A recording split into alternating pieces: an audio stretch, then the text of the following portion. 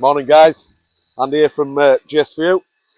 So I turned up on site with lads today, just a little bit about site preparation and things like that. So first of all, when we come to site, obviously we check all the areas for drainage, electrical cables, data cables, tree roots, anything that could be underground basically. So obviously we cat scan the area, cat and jenny it if we need to, put the cobras down the pipes, make sure everything's all nice and safe for when we're pre-drilling. So as you can see, we've marked this out now. It's all set out. Come in, Bell. So we go around. We mark out our 1.2 centres to suit obviously the building that we're doing today. 1250 screws are going in this one. As you can see, Dan's doing the pre-drilling there. So we start off with a small 25mm bit, and then we go up to the 38mm bit. Obviously to make sure the screw goes in the ground. So yeah, that's basically site setup. Speak to you in a bit.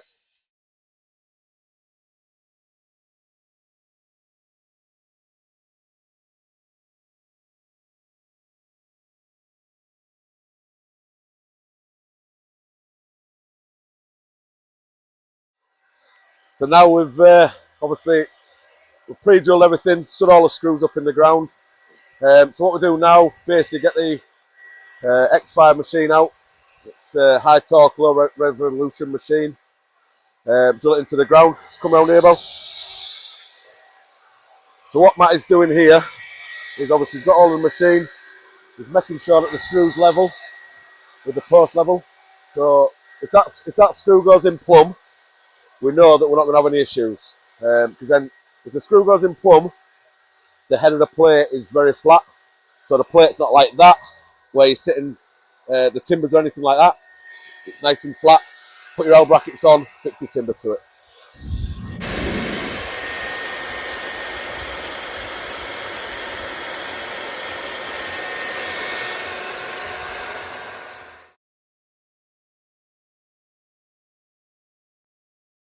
Okay, so next phase is ground screws have all gone in. Everything's level to 0 to 1mm, as you saw earlier from the laser level, rotary laser level. So from now, obviously the way we set it out is the screws are at 1.2m centres, which works to our 600 centre timber joist for the setting out. So if you want to come here, Phil.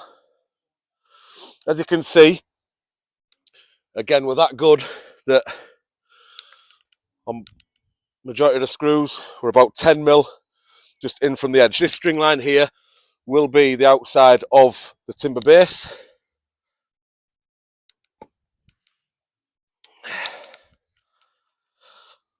So the way we do is we use these DPC rubbers. We're one of the many few people in the UK that use these. Basically, this is to stop any cold bridging between the steel ground screw, which obviously will get very cold, timber, and then your timber base or your steel base or whatever base is going on here, whether it's SIPs or anything like that. So the DPC rubber goes on there. That's 6mm thick. It acts as a bit of a cushion as well, so it's not hard to hard, especially if it's a steel base going onto a steel screw. There's no sliding or anything like that. So with this one, it's going to be a timber base, which the lads are just building around there. So I made this bit of a mock-up here. So the timber base, again, with the joist being at 600 centres, this will be at the 1.2 mark. We always put a screw under a T-piece because there's no point putting a screw under there. Obviously, you get a lot more support and a lot more sturdiness with the timber bin on there. And again, that's in line with that. And then from that, we use these simple L brackets. They would go on there, simply bolt through, screwed into there or bolted into there to stop any uplift or anything like that. And that's pretty much the way a timber base or a steel base sits on this. With SIPS panels, it's very similar again, but basically because SIPS is a flat board, they would just go on there together. So your SIPS will be at 1200 or 1220s, So your sips would meet in the middle. So again, you've got two sips with your doubler running in between your sips and your outside ring beam. Again, it's a nice flat surface for your sips to fit on, and you can simply L bracket from the underside into the side of your sips or anything like that.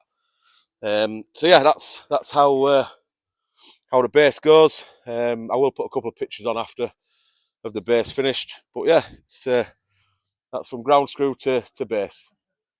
Thank you very much, ground screw guy.